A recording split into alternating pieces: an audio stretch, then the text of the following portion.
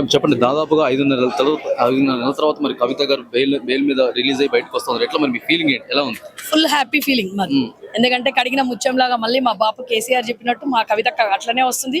ఎన్నో కుట్రలు కుతంత్రాలతో తీసుకొని పోయిండ్రు.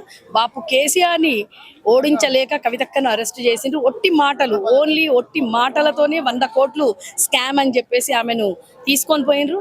ఈ రోజు 5.5 నెలల తర్వాత ఆమెను వదిలిపెట్టిండ్రు.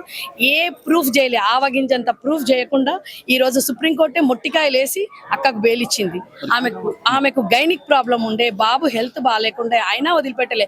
ఈ రోజు భారతదేశం ఎక్కడ పోతుంది నేను అడిగేది. అంటే ఒక టెర్రరిస్టులను వాళ్ళు అంటారు మాఫియా చేసిన వాళ్ళను విజయ్ మాల్యాన్ని ఎందుకు పట్టుకుంటున్నాడు?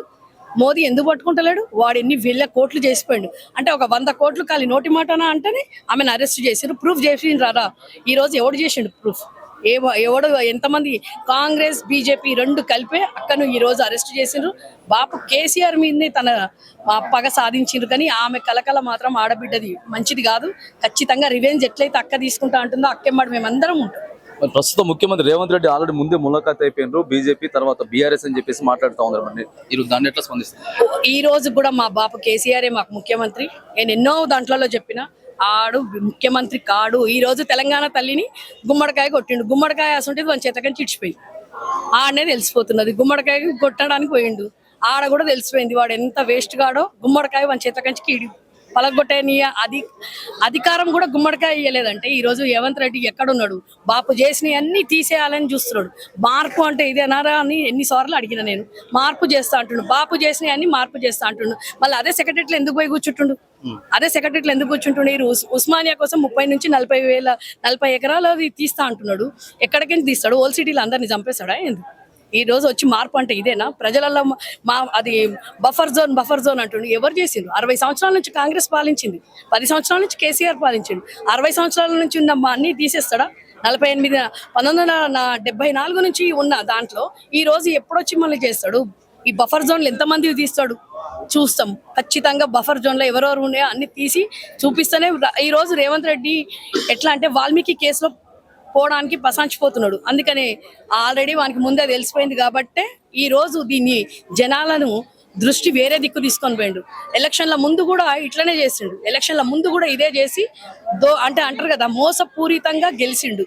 ఈ రోజు కూడా అదే చేస్తున్నాడు. బఫర్ జోన్ అని పెట్టేసి మనుషులను భయాందోళన చేస్తున్నాడు. ఇట్లాంటి రేవంత్ రెడ్డి గారిని ఎంతో మందిని చూసినాము. వెళ్ళిపోతాడు వీడు. గత 6 నెలల్లో వాడు దిగిపోతాడు అంతే. అలా కొత్త సీఎం వస్తాడు.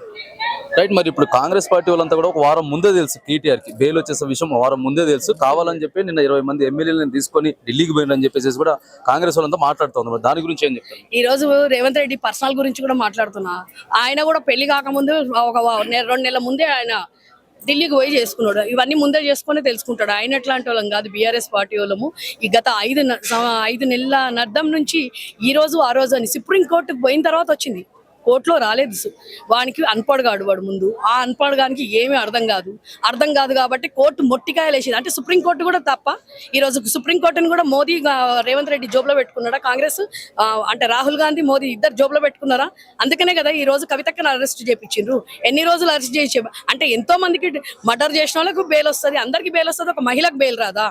చెప్పుతోని కొడతారు. ఇప్పుడు జనాలకు అందరు చదువుకున్న వాళ్ళు ఉన్నారు కాబట్టి సుప్రీంకోర్టులో మొట్టికాయలు వేసిండన్న. ఒక్కసారి సుప్రీంకోర్టులో న్యాయవాది ఏమన్నాడో అది విని వాడు మాట్లాడాలి. వానికి వినే అంత టైం ఉండదు. పొద్దున లేగానే కుక్కలు ఉరికినట్టు ఉరుకుతున్నాడు. ఎక్కడెక్కడ సంచులు నింపుకోవాలో నింపుకుంటుండు. ఈ 6 నెలలు నింపుకుంటాడు, దాని తర్వాత గాయబైపోతాడు.